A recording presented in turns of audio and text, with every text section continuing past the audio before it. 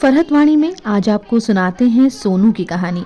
9 साल का दुबला पतला, छोटे छोटे बाल, भूरी आंखें और हाफ पैंट पहने ये बच्चा एक होटल के बाहर बर्तन धो रहा था। सोनू से बात करने पर उसने बताया कि उसके माता पिता कुछ समय पहले ही एक दुर्घटना में गुजर गए और अब वो अपने चाचा चाची के साथ उनके घर में रहता है। चाचा होटल में काम करते हैं, लेकिन घर की माली हालत ठीक नहीं है, इसीलिए वो उनके साथ होटल में लग गया। छोटे छोटे काम करने पर उसको रोजाना 100 रुपए की कमाई हो जाती है और घर चलाने के लिए वो काफी है, लेकिन काम करके वो बहुत खुश है।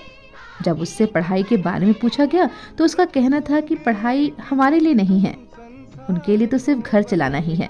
ये सुनकर मेरे रोंगटे खड़े हो गए, क्योंकि कल ही यानी 12 जून को हमने बाल श्रम विरोधी दिवस मनाया और हर साल जागरूकता फैलाने के लिए देश भर में ये दिवस मनाया जाता है। उसके बावजूद देश में लाखों बच्चे इसका दंड झेल रहे हैं। न जाने कितने ऐसे बच्चे हैं जिनका बचपन बाल मजदूरी की बेड़ियों में जकड़ा हुआ है। मुनव्वर राना कहते हैं कि फरिश्ते आकर जिस्म पर खुशबू लगाते हैं, वो बच्चे रेल के डिब्बों में जो झाड़ू लगाते हैं।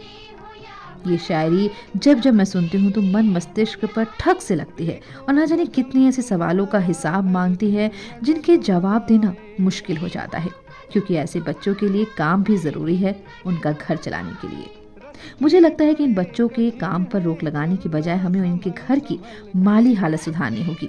सरकार, गैर सरकारी संगठन और जनता को मिलकर इन बच्चों को मुफ्त शिक्षा देनी होगी और इन्हें जागरूक करना होगा कि ये देश का भविष्य है और ये कुछ भी कर सकते हैं। मैं उम्मीद करती हूँ कि जो लोग अपने घर में इसी तरह के सोनू को काम करने की इजाज़त देते हैं, दीजिए, बिल्कुल दीजिए, लेकिन उसके साथ ही उन्हें शिक्षित भी कीजिए। तभी जाकर ये देश आगे बढ़ेगा और हम इससे निकल पाएंगे। तब तक फरहत वाणी को दीजिए इजाज़त और आप कोशिश कीजिए इस जागरूकता को और आगे बढ़ाने की। नमस्कार।